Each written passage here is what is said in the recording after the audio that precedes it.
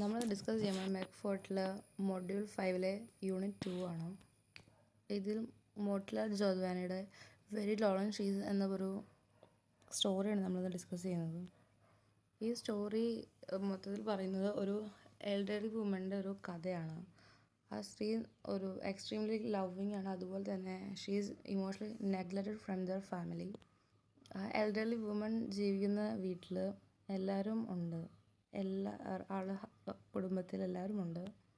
ആ എല്ലാവരും തന്നെ ബിസിയാണ്. എല്ലാവരും അവരവരുടേതായ ജീവിതമാണ് ജീവിക്കുന്നത്. സ്ത്രീയുടെ മക്കളാണെങ്കിലും അങ്ങനെ തന്നെ. മക്കളാണെങ്കിലും ചെറുമക്കളാണെങ്കിലും മകനാണെങ്കിലും ആളുടെ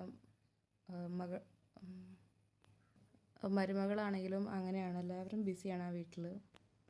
ഈ എൽഡർ വുമൺ ആ വീട്ടിൽ ഫിസിക്കലി പ്രസൻ്റ് ആണ്, പക്ഷേ emotionally she's really ignored by their family. അവരുടെ ജീവിതം ഇവരെല്ലാം റിവോൾവ് ചെയ്ത് തന്നെയാണ് ഇരിക്കുന്നത്.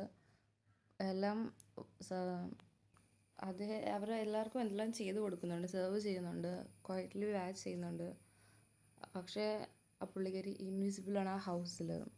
ആരും അദ്ദേഹത്തിനോട് സംസാരിക്കാറില്ല. ആവശ്യമുണ്ടെങ്കിൽ സംസാരിക്കും, ആവശ്യമില്ലാതെ അവരൊന്നും സംസാരിക്കാറില്ല. ആളുടെ റൂമിലിരുന്ന് എല്ലാവരുടെയും ചിരി, സംഭാഷണം, ആർഗ്യുമെൻറ്റ്സ് എല്ലാം കേൾക്കാറുണ്ട്. പക്ഷേ ഒന്നിനും ഈ സ്ത്രീയെ ഈ വീട്ടുകാർ ഇൻവോൾവ് ചെയ്യിക്കാറില്ല. അതുകൊണ്ട് തന്നെ അദ്ദേഹം ഒരു സൈലൻറ്റ് ഒബ്സർവറായിട്ട് മാറി. ഒരു പാർട്ടിസിപ്പൻ്റ് അല്ലാതെ ഒരു ഒബ്സർവറായിട്ട് മാറുകയാണ് ആ വീട്ടിൽ. ഈ സ്ത്രീ ആരോടും പൈസയോ അല്ലെങ്കിൽ തിങ്സ് ഒന്നും ചോദിക്കുന്നില്ല. ആൾ ലവ്, റെസ്പെക്റ്റ്, അറ്റൻഷൻ മാത്രമേ ആഗ്രഹിക്കുന്നുള്ളൂ. ഇവിടെ സ്ത്രീയുടെ ഇമോഷണൽ നീഡ്സിനെ ഇഗ്നോർ ചെയ്യുന്നതാണ്. അതൊരു ഡീപ്പ് ഇന്നർ സഫറിങ്ങിലേക്ക് ലീഡ് ചെയ്യുന്നതാണ്.